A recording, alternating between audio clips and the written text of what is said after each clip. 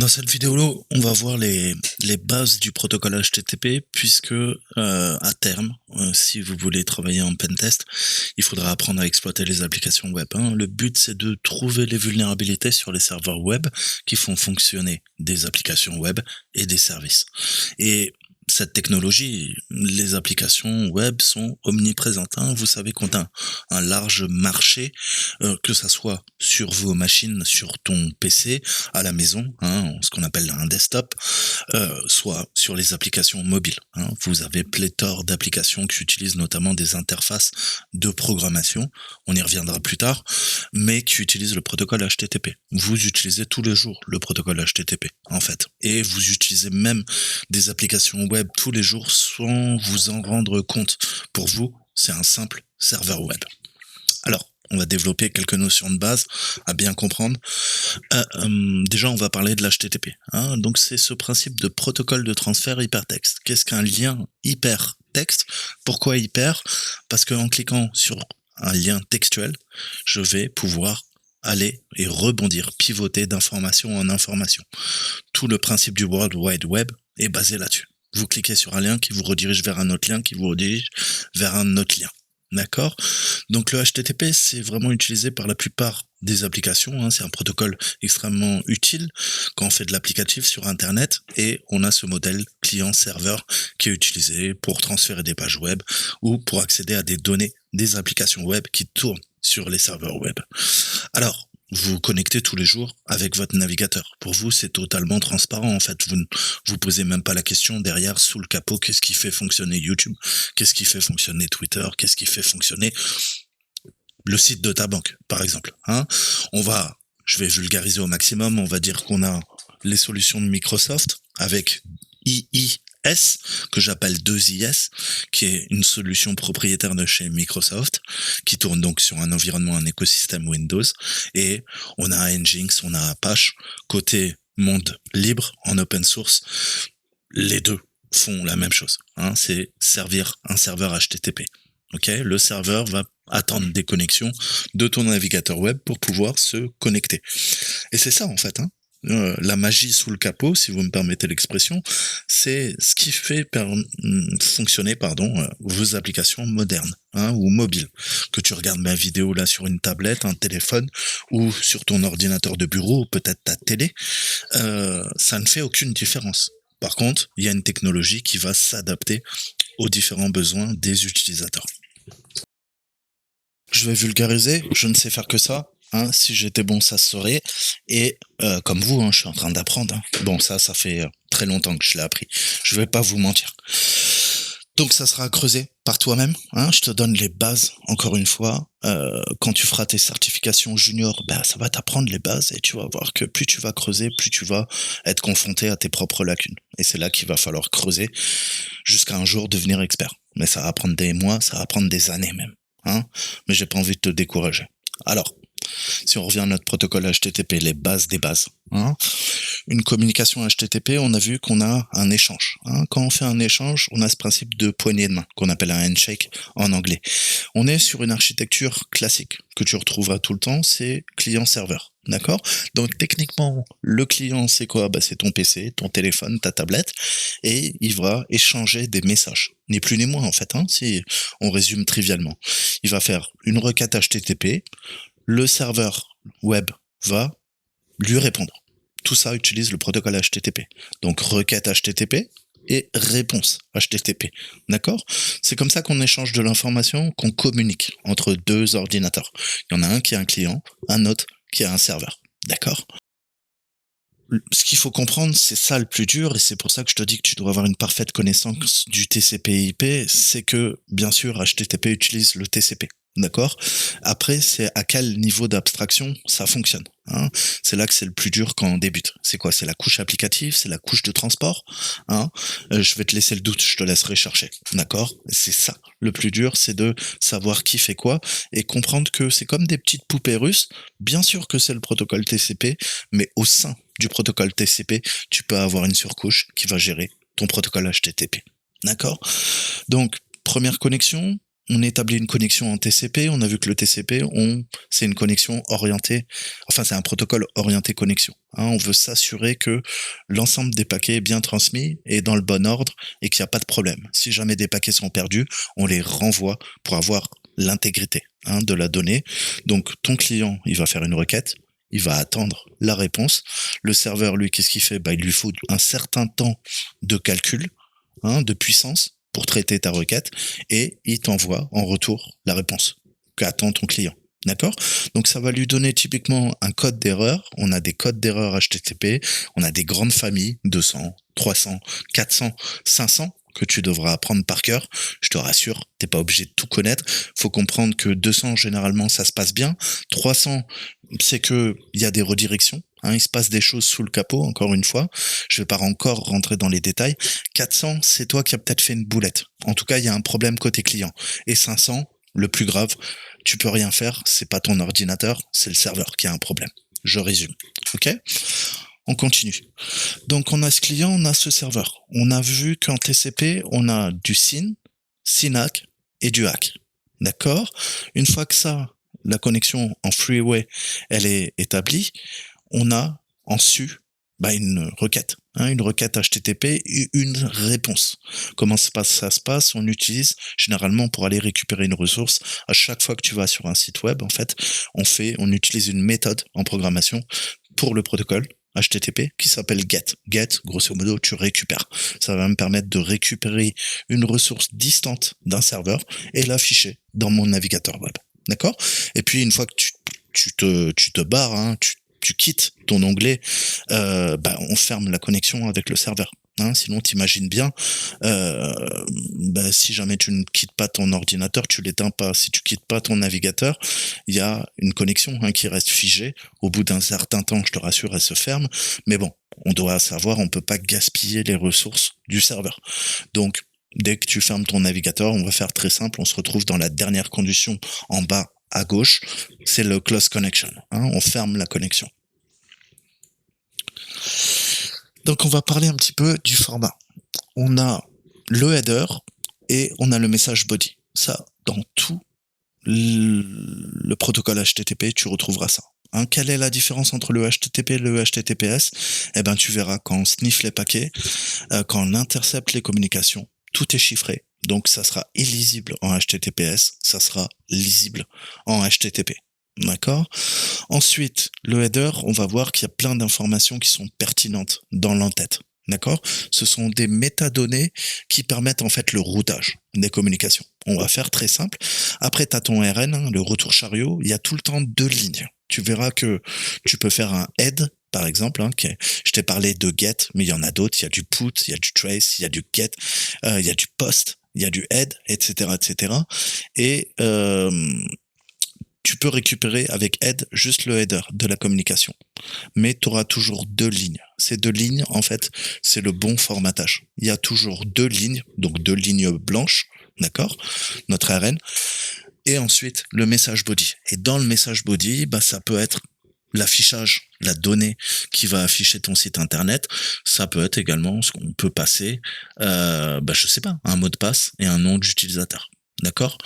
Donc, je vais pas encore rentrer dans les détails, mais voilà, tu as tout le temps l'entête. Dis-toi que c'est une enveloppe. Le header, c'est toutes les informations qui sont écrites sur l'enveloppe et tu écris l'adresse de ton destinataire. Toi, tu envoies, tu émets, t'es l'émetteur et tu veux faire parvenir une lettre qui est dans une enveloppe et toutes les métadonnées du destinataire sont écrites sur l'enveloppe. C'est l'entête. Et dans l'enveloppe, il y a ta lettre. Et ta lettre, c'est le contenu, c'est le message body, c'est le corps du message. C'est ce qui est le plus important en fait. Mais sans le header, ça ne peut pas fonctionner, comme tu le comprends bien. Alors, en informatique, pour les néophytes, on a le R et le N. L'anti-/N, anti/R. Le carriage return, c'est le retour chariot et l'anti/N, c'est la nouvelle ligne. Alors, ça se ressemble. Encore une fois, ça remonte aux machines à écrire, et ça, vous le verrez tout le temps. Donc, vous devez être à l'aise avec ces 2 concepts. Ensuite, on a le header, je te disais, qui va contenir certains champs. On les appelle des champs, et chaque champ a un type de données, de métadonnées, un type de formatage même, d'accord? Donc généralement, on a le header name, deux points, avec le header value, la valeur de l'entête. C'est tout le temps ce même principe, tu vas voir qu'on a à chaque fois le descriptif et après sa valeur. Alors là, sous les yeux, tu as un exemple. On voit le get qui est effectué. On fait un get à la racine. Comment je sais ça? Je vois le slash et on lui définit le protocole qu'on veut utiliser. C'est le HTTP/1.1. C'est la dernière version du protocole HTTP. On a notre host, deux points, tout le temps le séparateur, un espace, comme tu peux le constater, c'est important, on colle pas tout, et là on tape sur le site eLearn Security. Ensuite, on a l'user agent, là qui va donner les références de ton système d'exploitation, du navigateur, les versions. C'est comme ça qu'on te reconnaît et qu'on peut malheureusement aussi t'espionner sur Internet. Et ça, bien sûr, tu peux le modifier, le user agent, pour masquer ton identité, ou quand tu fais du bug bounty ou du pen test, tu vas mettre un user agent personnalisé. Comme ça, les administrateurs vont voir que tu es une personne pas lambda, entre guillemets, et tu vas pouvoir mettre, par exemple, moi, dans le user agent, je mets mon adresse mail et je lui dis que je suis en train de faire un pen test. Comme ça, dans les logs, on va savoir que Saltimbanque est joignable à telle adresse et qu'il est en train de faire du bug bounty ou qu'il est en train de détecter des failles sur ton serveur. Tu vois, je me cache pas, je suis un white hat, je suis pas un black hat. Donc, ça permet pas mal de choses. Ensuite, il y a l'accept. Là, grosso modo, au niveau de la communication, je vais encore faire très simple, mais imagine que tu charges une page web, essentiellement c'est du texte qui est mis en forme. En fait, ça télécharge du code source du serveur et ton navigateur, grâce au HTML, grâce au DOM, grâce au Cascade Style Sheet qu'on appelle le CSS, va afficher ça, mettre en forme. Ça va être beaucoup plus agréable. Mais n'oublie jamais que on peut regarder sous le capot. Quand tu fais clic droit, afficher le code source. Le code source, lui, c'est uniquement du texte. C'est du textuel. D'accord? Formaté via le HTML, qui est un langage de programmation balisé qui permet de faire fonctionner Internet, notamment. D'accord? Ensuite, accept language. Tu vois que là, visiblement, c'est un anglo-saxon qui va se connecter et on demande au serveur de m'afficher des pages en anglais. Si la personne est anglaise, il vaut mieux lui afficher quelque chose en anglais qu'en français. Et on va compresser, décompresser. C'est le principe du deflate. On va, encoder les données pour pouvoir les transmettre et les compresser. Les compresser, les décompresser à la volée pour gagner en bande passante. Tu as une superbe connexion fibre à la maison, mais tu as bien compris qu'on veut utiliser le moindre de ressources et de bande passante au niveau de ton réseau pour pouvoir faire fonctionner Internet. Donc, pour gagner de l'espace, comme tout, on fait des archives, on les compresse. gzip, c'est un format qui s'appelle gunzip, qui est utilisé généralement sur des environnements Unix, Linux. Et on lui dit, écoute, ton utilisateur, là, il t'a fait une requête au serveur web, il attend une réponse, et quand tu lui renvoies la réponse, là, c'est un message qu'on fait passer au serveur, on lui dit, au niveau de la connexion, keep alive. On lui dit, écoute, tu me réponds, mais je vais te redemander de nouvelles pages, je vais te redemander de nouvelles ressources sur le serveur. Alors, tu gardes la connexion ouverte au niveau de notre connexion TCP, d'accord? Puisque tu te rappelles que TCP, on vérifie la transmission. D'accord? Et là, je lui dis, t'inquiète, je vais te demander autre chose, tu restes patient, tu gardes la connexion ouverte, littéralement. Ligne en rouge, tu vois, c'est ce que je te disais, c'est une sorte de formatage. Tout est question de formatage en informatique, tu le sais. Il y a ce qu'on appelle un corps vide, c'est ni plus ni moins que deux lignes vides qui suivent le header. Donc on a notre en-tête, on a deux lignes, et ensuite, si tu as suivi un petit peu ce que je te disais, on va avoir notre corps, notre body. Alors, le get, je te dis, c'est un verbe. Get, c'est récupérer. To get en anglais. D'accord? Donc ça va dire de récupérer. Je t'ai expliqué ensuite ce que disait le slash et le HTTP 1.1. Je vais pas revenir là-dessus. Les verbes sont utilisés dans le protocole HTTP to put en anglais, placer, to trace, tracer, etc., etc. Donc grosso modo, c'est ce qu'on appelle des méthodes en programmation. Et si tu veux, c'est un peu l'état, le type de requête qu'on va faire au serveur web. Donc get, je te le disais, c'est utiliser tout simplement pour ouvrir et récupérer dans ton navigateur, que ça soit ton téléphone, ta tablette ou ton ordinateur, une ressource web, ni plus ni moins. D'accord? Donc quand tu rentres www.google.com, en fait tu fais une get à la racine du serveur web et tu arrives sur le site en question. Alors, après je t'ai dit, tu as le path, c'est ce qu'on appelle le chemin, hein, c'est une variable, c'est important. Alors, soit on parle de la variable, dans ce cas-là on parle de la variable path, soit on lui donne, hein, on a des symboles associés, le slash, ça veut dire le système de fichiers unifié qu'on a sous Unix Linux, ça veut dire à la racine, tout simplement. Si tu as vu un peu mes vidéos, donc c'est le protocole, le dernier protocole, HTTP 1.1. On verra ça, on fera une vidéo, je vous montrerai un peu Burp Suite et on ira pirater un serveur. Donc, le chemin, c'est ni plus ni moins que la ressource, hein, au niveau du navigateur que je suis en train de demander dans mon navigateur web, d'accord? Donc le protocole, en gros, ça lui dit la version, hein, pour pouvoir communiquer entre quoi? Le client, ton navigateur web et le serveur, tu l'as compris. Alors je te disais, on a plein de méthodes. On a put, trace, add, post, get et tant d'autres. Hein, je vais pas rentrer dans les détails, je rentrerai dans les détails quand je parlerai des API, des interfaces de programmation. Ça viendra bien plus tard. On n'utilise que 3 ou 4, d'accord, pour faire le taf, même les administrateurs. Il y en a certaines qui sont particulières, je vais pas encore rentrer dans les détails. Mais c'est important, ça permet de soit récupérer des données, soit même de modifier des données. Hein, imagine que l'administrateur veut modifier une image sur une page web, eh ben il a juste à faire utiliser une méthode, par exemple le put, qui va modifier l'image. D'accord? Ça permet de, à distance, mettre à jour le site web. T'as bien compris? Comme ça, le gars, il a pas besoin de prendre sa bicyclette, aller dans la B-serveur, se connecter au serveur en question pour juste modifier une image. Il peut le faire à distance. Donc ça permet la télé-administration. Donc voilà, je ne vais pas encore rentrer dans les détails, c'est ce qu'il faut comprendre. Ensuite, tu as l'host. L'host, je te dis, hein, ça va spécifier le nom d'hôte et le port, parce qu'on peut également le préciser de la ressource qui est demandée. Hein, là, on ne le précise pas, donc c'est du HTTP, c'est le port 80. Et le serveur web, il peut avoir également plusieurs sites. Hein, ça, on ne pense pas.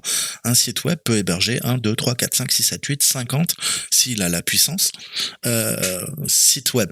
Donc, parfois, il faudra lui préciser. Tout simplement, le header, ça permet de préciser quel site le client veut afficher. Hein, parce que le site web, lui, il a peut-être 5 ou 6 serveurs. Donc toi, il faut que tu lui précises. Et parfois, il faut que tu lui précises également le port. Le user agent, je t'ai déjà expliqué. Hein. Ce qu'il faut comprendre, c'est que, comme je te disais, au niveau du host, on obtient ce qu'on appelle une URI. Hein. C'est un identificateur unique, si tu veux, au niveau de la ressource. D'accord? Dans ce cas, c'est www.elearnsecurity.com ou www.totolohacker.fr ou www.google.fr ou www.youtube.com. Hein, je te donne un exemple. Donc le user agent, je t'ai déjà expliqué, mais grosso modo, dis-toi que ça dit au serveur, en fait, quel système le client utilise. Hein. Ça permet de savoir est-ce que c'est Firefox, Internet Explorer, Safari, Opera, Chrome, une application web, ta console de jeux vidéo, PlayStation 3, 4, 5, etc., etc., ta télé. D'accord? Donc c'est intéressant parce que ça en dit beaucoup de toi. Puisque si tu le modifies pas, on connaît ton système d'exploitation, on connaît quelle version de ton navigateur tu utilises, quelle version de ton système d'exploitation tu utilises, et autant ça aide le serveur, autant ça peut aider les GAFAM à t'espionner. D'accord? Tous les sites, à partir de ton user agent, ils peuvent savoir. Alors, si tu utilises un navigateur, comme je te dis toujours, qui est utilisé par des milliards de personnes, tu vas te noyer dans le bruit, mais tu peux avoir une signature qui est vraiment typique, d'accord? Tu peux utiliser une version très récente ou très vieille avec un système d'exploitation qui est plus du tout utilisé, d'accord? Donc vous allez être peut-être 30 personnes sur Terre à avoir cette signature. Et là, t'imagines bien que si je dois savoir parmi 30 personnes qui tu es, ça va me prendre beaucoup moins de temps si je me renseigne sur toi, que si tu te fonds dans le bruit et que vous êtes des milliards à avoir cette signature dans votre user agent. D'accord? Et ça nous permet de faire du spoofing en hacking. On va pouvoir se camoufler. Donc, qui modifie le user agent peut se faire passer pour une tablette, peut se faire passer pour un téléphone, peut se faire passer pour une voiture Tesla, peut se faire passer pour une PlayStation 3, ce que tu veux, en fait. Hein. C'est pas, malheureusement, ça peut être modifié et on peut modifier comme on modifie une adresse MAC, comme on modifie une adresse IP. Et ça peut être intéressant dans certains cas. Mais là, on parle pas de hacking, on parle du protocole HTTP. Donc, c'est de la pure informatique. On commence pas à avoir cet esprit malicieux, on va dire. Donc le navigateur, tu comprends bien que grâce à ces informations, il va les envoyer au serveur et en fonction de ça, le serveur sait quel site web est demandé, quel document est effectué au niveau de la requête. Et comme il a cette requête qui est bien formatée, eh ben il peut répondre.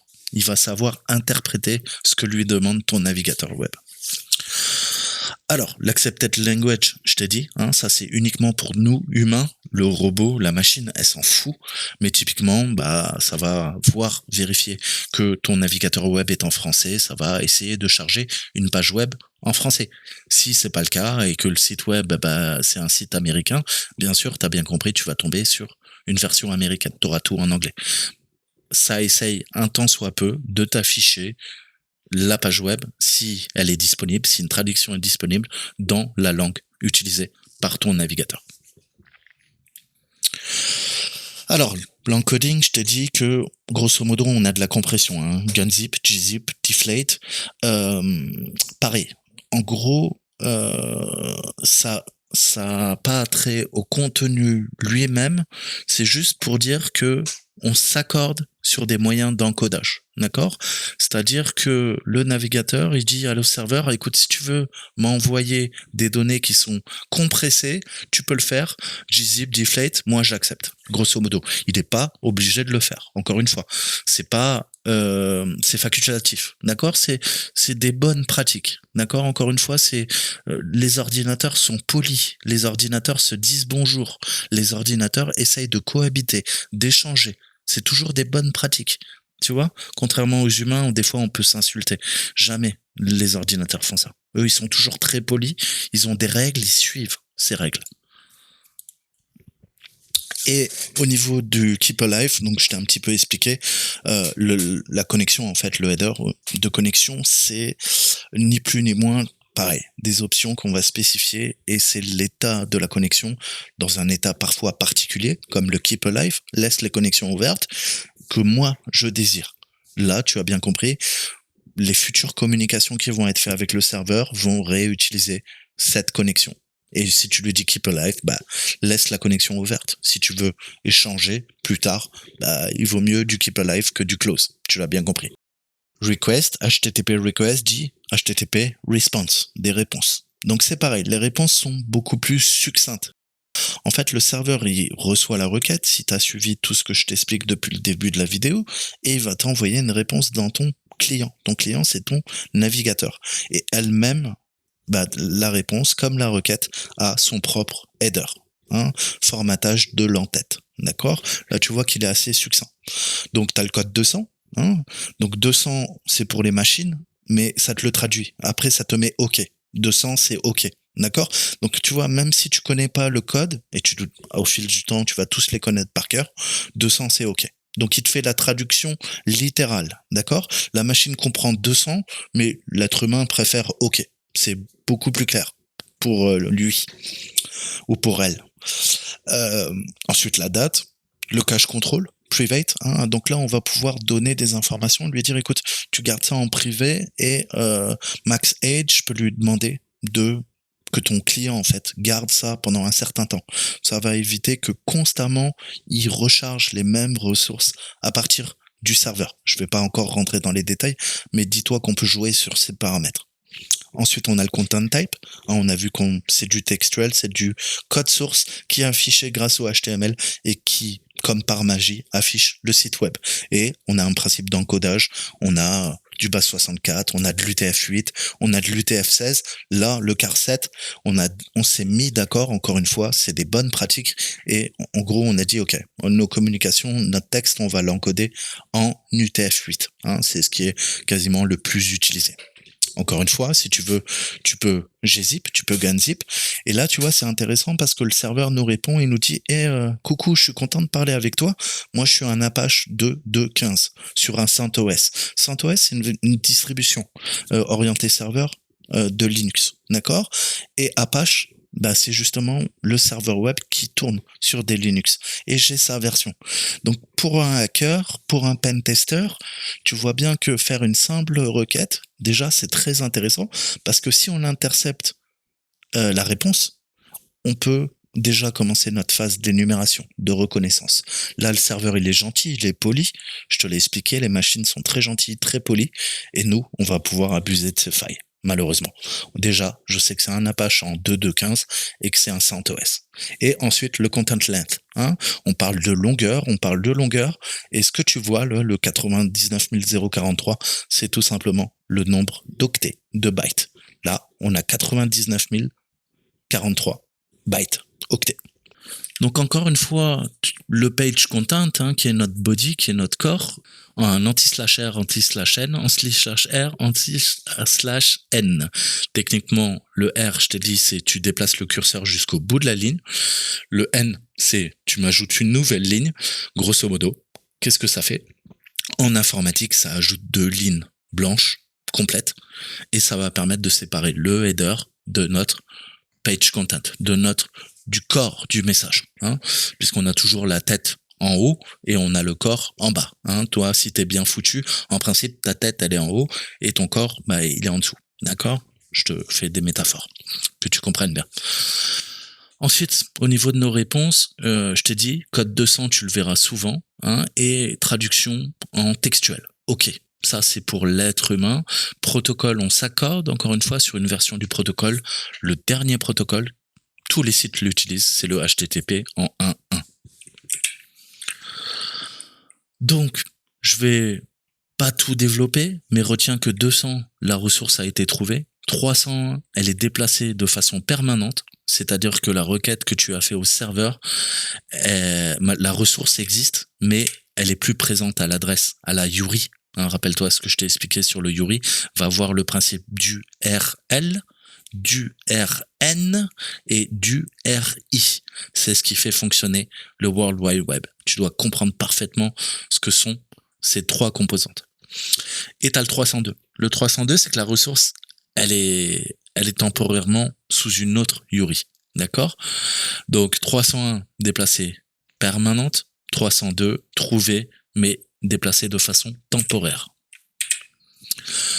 Ensuite, 403, là, il y a un problème, tu n'as pas les droits. Hein, 403, c'est forbidden, c'est interdit. Ça veut dire que ton navigateur web, il n'a pas assez de privilèges.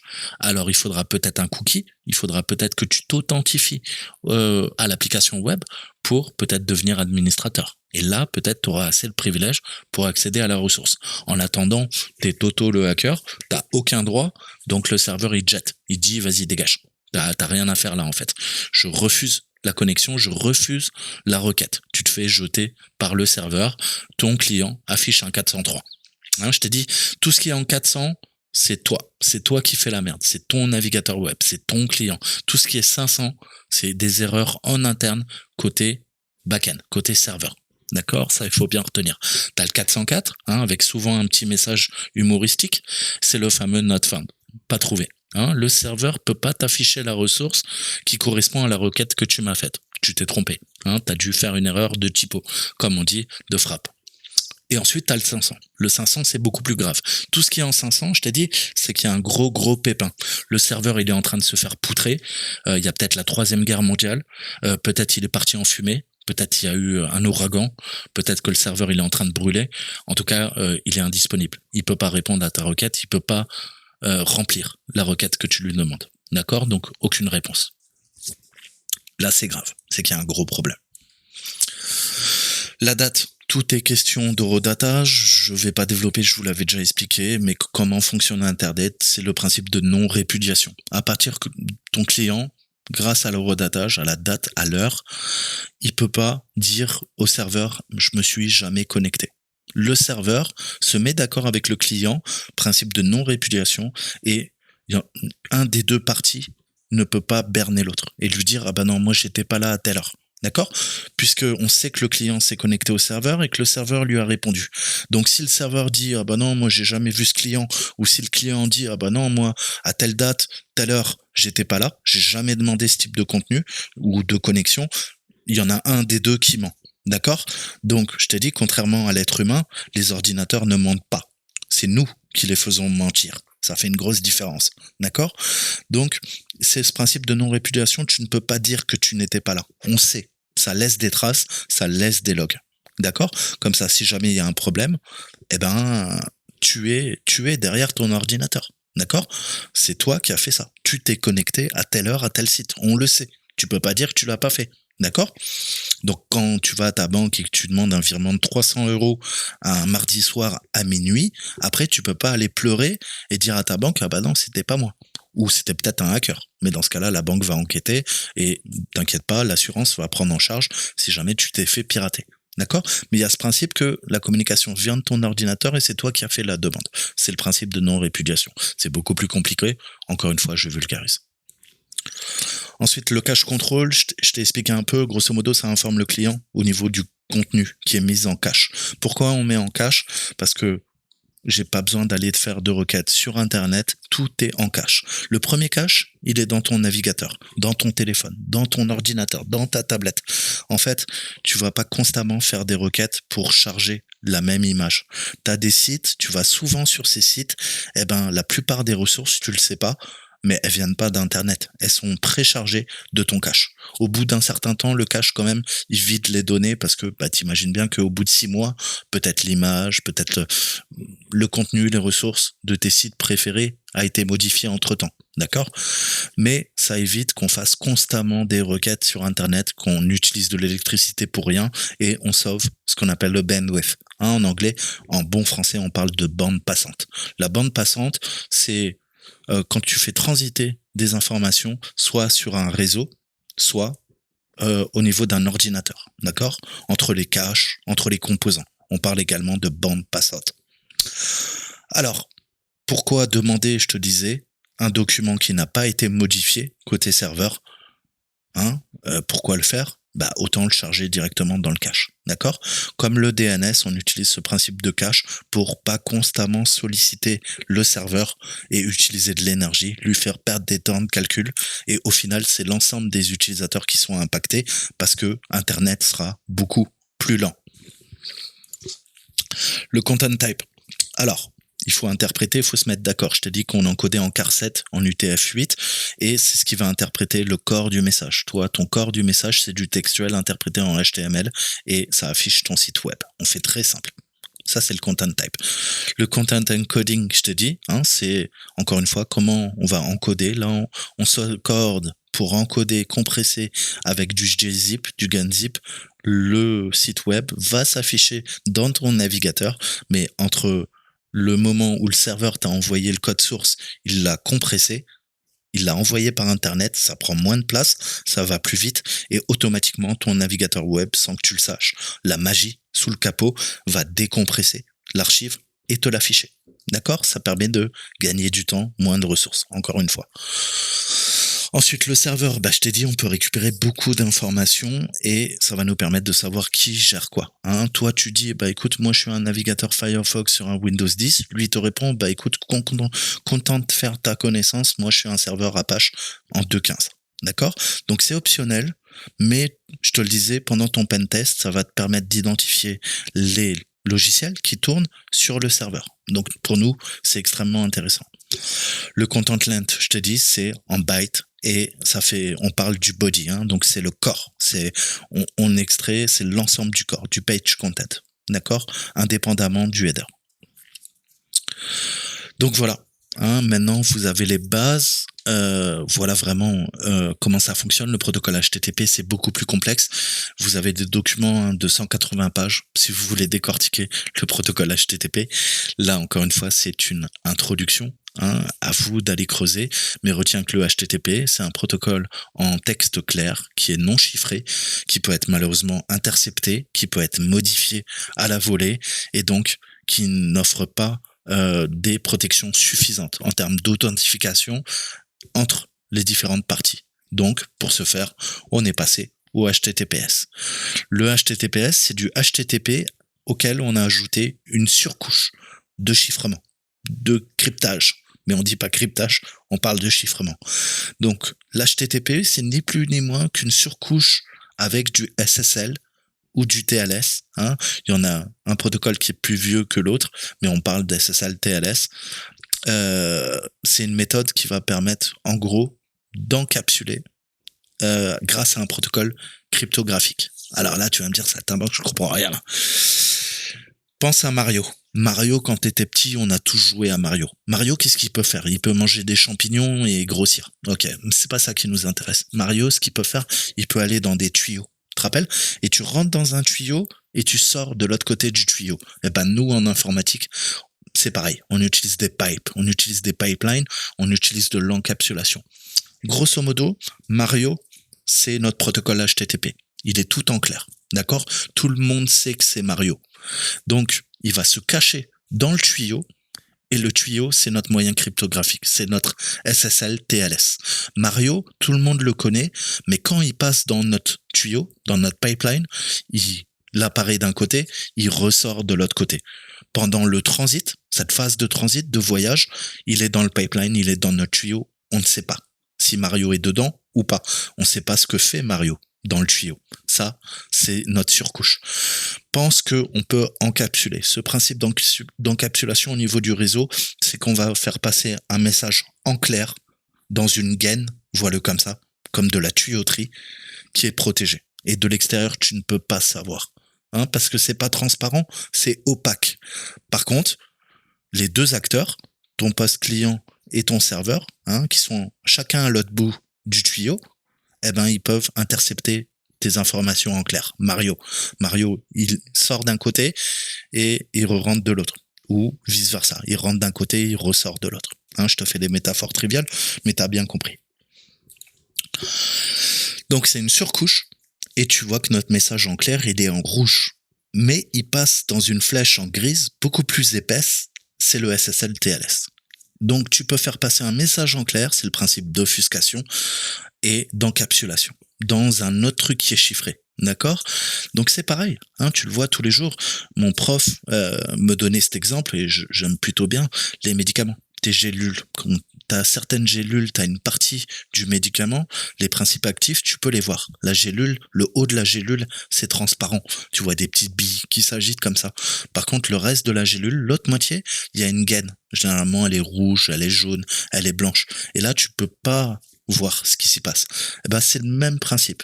Le laboratoire pharmaceutique, il t'autorise à voir une partie du principe actif, mais l'autre partie, c'est sa propriété intellectuelle. C'est ses données qui sont chiffrées. Toi, tu te poses pas de questions, tu mets la gélule, tu l'avales, et tu sais que dans ton ventre, ça va se mélanger et ça va fonctionner. Ça va te soigner, ça va t'aider, ça va te soulager. Eh ben, nous, c'est pareil. On se fout, en fait, de ce que tu fais passer dans ton HTTP. Nous, ce qu'on veut, c'est le protéger avec cette gaine. SSL TLS. Et là, tu vois notre ami Toto qui est méchant, qui, tu vois, il se pose des questions. 3 points d'interrogation. Pourquoi? Parce qu'il est en train de sniffer les communications et là, il peut plus intercepter nos communications. Alors que si on n'utilisait pas cette surcouche, cette encapsulation SSL TLS, on serait dans la merde. Il pourrait lire nos messages entre Alice et Bob, entre ton ordinateur, ton navigateur web et le serveur. Réponse, requête, réponse. Donc, en d'autres mots, si je dois résumer trivialement, le HTTPS, alors c'est une vision très simpliste. Hein, en hacking, c'est beaucoup plus compliqué, malheureusement, vous le savez.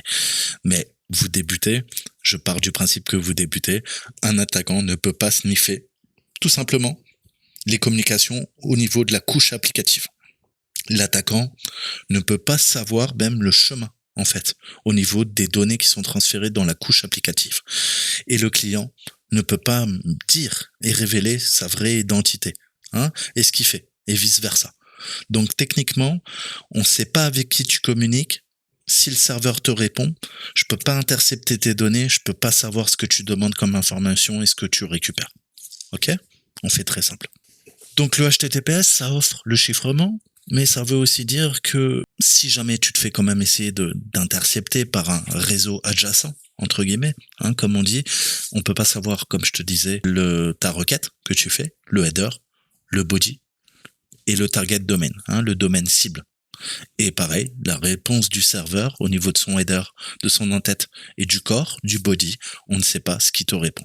D'accord? Donc tu vois bien que c'est une communication bipartite entre ton client et le serveur et on ne sait pas ce qui s'y passe. Et tant mieux. Ok? C'est le principe de la protection de ta vie privée et de ton anonymat. Même si tu sais que on vit dans un monde assez sauvage et il y a plein de gens qui veulent te désanonymiser, il y a plein de gens qui veulent savoir ce que tu fais dans la vie. C'est comme ça, c'est triste. Donc d'un autre côté, si toi t'essayes d'intercepter les paquets, tu vas pouvoir les faire. Mais rappelle-toi qu'il y a cette surcouche. Donc, ok, tu pourras pas savoir quel domaine est contacté au niveau du serveur, quelles données est échangées. Et quand tu vas sniffer les paquets, tu vas les analyser avec un sniffer de paquets, comme on dit en réseau. Wireshark est le plus connu. Et typiquement, je t'avais montré cette vidéo, j'essaierai de te la retrouver, de te mettre en description de celle-ci. Tu vas voir, je te montre que d'un côté en HTTP, je peux lire tout ce que tu fais, tout ce que tu dis, les mots de passe que tu tapes. À l'inverse, dès que tu utilises le HTTPS avec le petit cadenas dans ton navigateur, tu n'as pas besoin d'un VPN. Le protocole HTTPS est déjà chiffré. Ça, quand tu débutes aussi, tout le monde te parle de les marchands de VPN, c'est comme les influenceurs YouTube. Généralement, ça va de pair. Les plus gros influenceurs YouTube font des pubs pour des fabricants de VPN. Le jour où ma chaîne est monétisée et que je vous parle de vendeurs de VPN, posez-vous des questions. C'est que j'aurais bien changé. Donc plus sérieusement, voilà, c'est les bases de l'anonymité et la vie privée sur Internet. Et c'est pour ça que maintenant, ça fait bien longtemps qu'on n'utilise plus l'HTTP. D'accord? Mais c'est pas parfait. Pourquoi? Parce que il y a quand même des choses que je peux sniffer. Je t'ai pas tout dit, je t'ai menti en fait. C'est que tu passes de réseau en réseau, c'est le principe d'Internet, et parfois tu vas te connecter à l'autre bout du monde. Donc je pourrais quand même, là c'est l'avantage de quoi? Du VPN. Je pourrais sniffer ton adresse IP. Donc je vais connaître ton adresse IP, je vais connaître quel port tu utilises. Et tu utilises un protocole qu'on appelle le DNS ou d'autres protocoles qui vont me permettre de savoir éventuellement, même si tu communiques avec le serveur de façon chiffrée HTTPS, si juste avant tu as fait une requête DNS pour savoir où était sur Internet le serveur de ta banque ou le serveur de YouTube, je peux me douter que la suite logique, c'est que tu t'es connecté de façon chiffrée, soit à ta banque, soit au serveur de YouTube. D'accord? Tu comprends ça? C'est pour ça que là, le VPN rentre en action. Et qu'il en faut. En su du HTTPS. Mais c'est pas une potion magique. Le HTTPS, c'est vachement bien, mais ça ne te protège pas des failles qui existent dans les applications web. D'accord? Donc, si jamais il y a une mauvaise implémentation du SSL-TLS, coucou la NSA, on vous fait un petit bisou, je peux désanonymiser, je peux faire des attaques de downgrade, je peux commencer à injecter du trafic. Tout ça, on le verra plus tard, mais cette surcouche fonctionne et protège les données échangées entre le client et le serveur. Mais rappelle-toi, ça ne te protège pas des failles de l'application que tu utilises. Tu peux utiliser du HTTPS, ça va chiffrer tes données, mais s'il y a une faille dans Twitter, s'il y a une faille dans Facebook, s'il y a une faille dans WhatsApp, s'il y a une faille dans Telegraph, je peux te désanonymiser, je peux savoir qui tu es, je peux t'attaquer, je peux t'envoyer des virus, d'accord? Et c'est pas moi qui le fais. Certaines agences de renseignement le font, certains États-nations, certains Black Hat, d'accord? Ils utilisent des failles qui sont dans l'application. Et malheureusement, là, pour le coup, le HTTPS et même ton VPN ne pourra rien contre ça, pour toi, pour te sauver de là, de cette mauvaise impasse. Donc on a des attaques, XSS, cross-site scripting, SQL, SQLi, SQLi, injection SQL en base de données qui vont fonctionner. D'accord? Donc, il faut bien comprendre le HTTP et comment fonctionnent les applications web parce que c'est fondamental et ça va aussi nous permettre, nous, parfois, de faire des attaques furtives et efficaces en trouvant les failles dans les systèmes. Le hacking, c'est trouver des failles qu'on va venir exploiter. Nous, hackers, nous, pentesters. Donc, je vous mettrai quelques petits articles encore à aller lire, comme toujours. Faites votre travail. Il y a beaucoup à dire. Je vous mettrai même un document sur le Discord qui fait 180 pages qui vous démonte de A à Z le protocole HTTP. Et si tu dois bosser, et tu vas devoir bosser comme un fou, le premier protocole que je te conseille, c'est aller voir à chaque fois les RFC, tu sais, qui décrivent en fait le fonctionnement du protocole. Ça, tu dois, en tant que hacker, lire toutes les RFC qui sont liées au protocole HTTP, et tu dois lire de la vraie littérature technique, parce que là, on vulgarise, on parle d'un très haut niveau de compréhension, d'abstraction, maintenant, en très bas niveau. Comment ça fonctionne sous le capot, la pure technique, la programmation, le code, le réseau. Ça, tu dois apprendre. Et ça, je peux pas le faire à ta place. Sinon, en 2060, je te parlerai encore du protocole HTTP et on n'aura pas avancé. Ça, c'est à toi de bosser. D'accord? Mais ne crois pas, encore une fois, que tu peux comprendre un sujet. Les concepts de base associés, ça veut pas dire que tu es un hacker. Ça veut pas dire que tu maîtrises ce qu'il y a en dessous. D'accord? Que tu as la technique. Ça demande des années et des années de travail. D'accord? Donc, lâche pas l'affaire. Premier protocole que tu dois apprendre si tu veux te lancer en cybersec, c'est le protocole HTTP. Et après, comment fonctionne cette surcouche SSL TLS? Comment ça permet le chiffrement et les standards, l'historique du HTTP, pourquoi c'est un des protocoles les plus utilisés pour faire fonctionner Internet. Je m'arrête là. Je te dis à très bientôt. Ciao, ciao.